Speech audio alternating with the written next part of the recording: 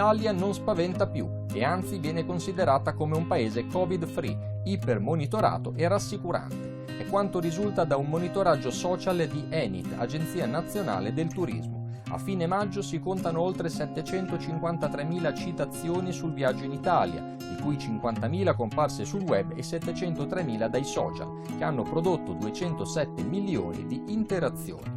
Le ricerche web sul turismo italiano producono oltre 300 milioni di visualizzazioni, un numero enorme, pari all'intera popolazione europea. Le grandi città d'arte, Roma, Venezia e Milano, rilevano il maggior volume di citazioni.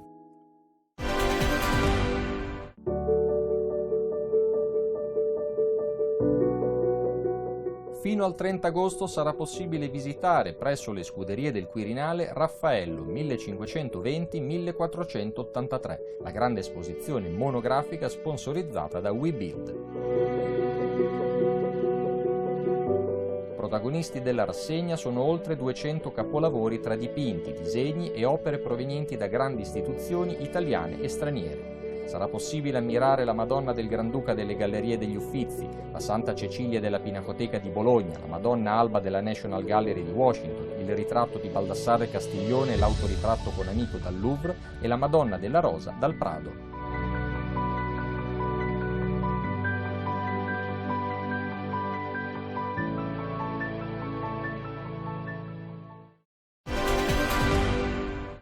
Dopo il lockdown, il turismo tenta di ripartire. Ne abbiamo parlato con Paolo Terrinoni, amministratore delegato di Voi Hotels del gruppo Alpitour. Diciamo che questo periodo ha avuto dei momenti di grave incertezza, di buio, insomma incertezza anche quando si interloquiva con le istituzioni, non si capiva bene quali potessero essere anche dei provvedimenti efficaci per poter ripartire. Io credo che i termini di una ripartenza siano innanzitutto la fiducia, il cambiamento e gli obiettivi di crescita. Io credo che l'antidoto migliore per questa situazione di crisi sia ricominciare a camminare e ricominciare a pensare allo sviluppo e alla crescita. Abbiamo fatto lo sforzo di cercare di coniugare queste rigide esigenze di sicurezza con l'idea di vacanza, cioè i nostri clienti vengono da noi non tanto per soggiornare una notte o per dormire, quanto per vivere delle esperienze di vacanza. In questo il nostro vantaggio è il fatto di avere dei resort che abbiano delle dimensioni molto ampie. Una iniziativa che mi sembra interessante, che abbiamo lanciato proprio adesso, un po' per favorire anche la riapertura, che è la Smart Week.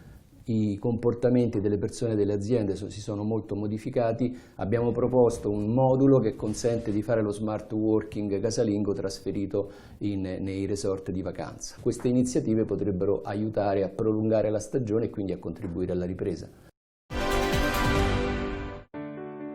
L'Italia è il paese del sole, del mare, dell'arte, delle antichità, ma anche della buona cucina. Dalle Alpi alla Sicilia, una variegata qualità di cibi costituisce un'attrazione irresistibile per i turisti che credono che da noi tutti mangino solo la pizza. Quando provano le nostre specialità, scoprono un mondo sconosciuto.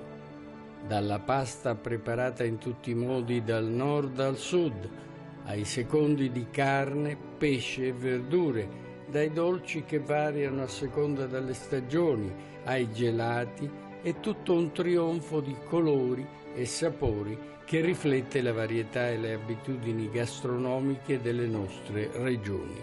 E poi i vini, tanti e per tutti i gusti. Ogni città, ogni paese ha qualcosa di diverso da offrire e questo lascia stupiti i visitatori stranieri. Con la ripresa delle attività, in Italia si è rimessa in moto l'industria dell'appetito e l'esercito dei turisti si accinge a venire per apprezzare la nostra ricca cucina. Il pregiudizio per quello che è successo verrà cancellato dal piacere di conoscere le nostre prelibate pietanze. L'importante è non disperdere questo patrimonio unico.